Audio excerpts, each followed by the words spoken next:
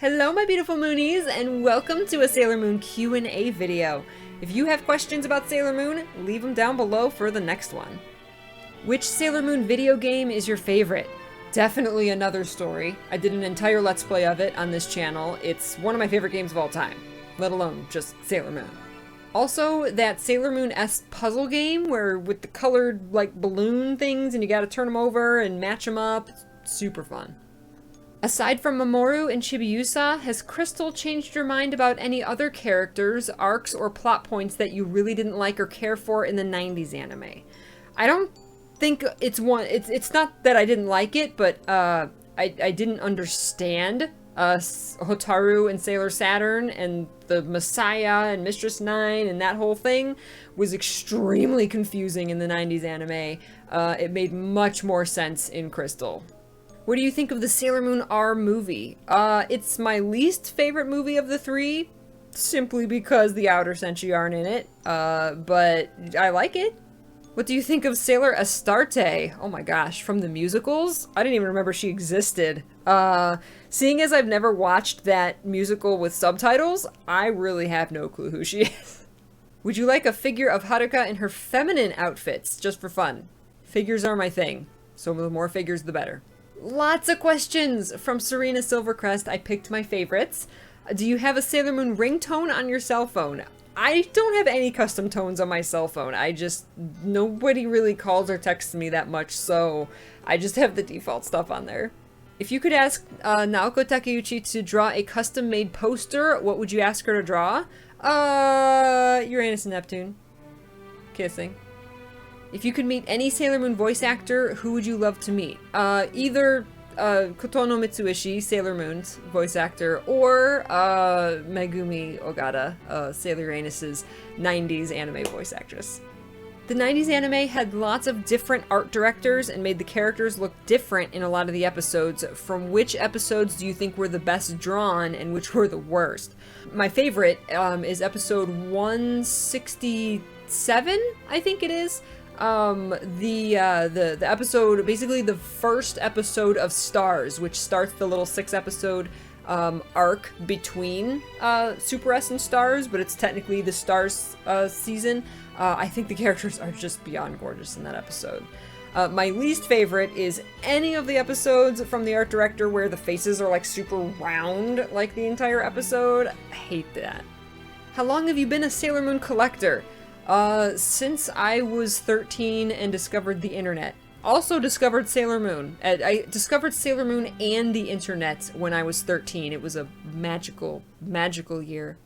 And it took a couple years before I had like a job that I could actually have disposable income, and basically until I discovered eBay and had a disposable income at the same time. That was where like a majority of my base collection came from. I went through a period where I had to sell like half of my collection off just because I got out of college, I didn't have a job, and I needed money. So I sold off a bunch of that and just to pay my bills. Basically anything that wasn't part of a collection, anything that I I would buy. I used to buy everything under the sun that was Sailor Moon related on eBay. So a lot of the miscellaneous stuff I got rid of. And now, with the resurgence, and there's tons and tons of Sailor Moon merchandise coming out now, I pick and choose my favorites, and I either buy it for myself, or put it on my wish list, or get it as gifts, so my collection just keeps growing now. What do you think of the way Season 3 ended with the eclipse and the bell ringing? I liked that it hinted towards Super S. It gave us a definite, yes, Super S is coming, or Season 4, Dream Arc, whatever you want to call it. It was almost like at the end of the final episode of Infinity, the Dream Arc it was almost like a new episode was starting. I didn't really like it. I liked the hint to the 4th season, but I didn't like that it was like it started at the end of the 3rd season. I much prefer how Season 2 ended, and how that, like, she got her new wand, Chibiusa came back, and then it kind of like, it said, see you soon. That was a much better, like, ending to a season to hint the next one. What do you think Sailor Neptune's origin story is, and Sailor Uranus for that matter? Um, as far as, later on it says, do you think she became a Sailor Senshi before Sailor V? I don't know how far back it goes. By the time, Neptune, met Grayness, she was very, like, you know, I'm going off the 90s anime. She was already very, like, battle hardened and you know, like, jaded from her experiences. So I would say it was, you know, I mean, it was quite a long time. You know, whether that was 6 months, a year, years, I don't know. But, you know, it was definitely a significant amount of time. And then she was led towards Uranus, who, and we saw that origin story. We saw how Sailor Uranus, you know, like the moment she became a Sailor Senshi. So yeah, I mean, I think she was, you know, I think she just, you know, maybe a monster attacked her, and then, like, her wand appeared because, you know, fate couldn't let her die by the monster. And so then she transformed and defeated it, and then, you know, fate, she fought monsters, and then fate led her to Uranus, and then they fought monsters together. In your opinion, what are the themes that Sailor Moon tackles that makes it a remarkable franchise? Well, I think this all stems from Usagi and the fact that she literally never gives up. She never gives up. She uses goodness and love no matter who it is. They could, you know, kill Chibiusa in front of her and she will still want them spared. She'll still show them love and compassion. You know, she'll punish them for doing wrong, but she will, you know, never condemn someone. And I think that her goodness and her love in no matter what she faces, literally no matter what she faces, she always wants to, you know, wants the bad guy to be redeemed. She wants to turn them good. She wants to show them love. That is the core, I think, of what Sailor Moon is and who Usagi is, because she literally never gives up and will never turn to that dark side, never turn her back on someone. What is your favorite aspect of Season 4 in the original anime, and what is your least favorite? And what do you expect or want to see in Sailor Moon Crystal Season 4 that you didn't get in the classic anime? Well, what I want to see that I didn't get was the Outer Senshi. I want them, all of them. Every scene, every episode, all Outer Senshi. The Outer Senshi season, Outer Senshi spin-off. My favorite aspect of Season 4... but besides that, really looking forward to seeing the Amazonas Quartet, like the Sailor Quartet, I should say.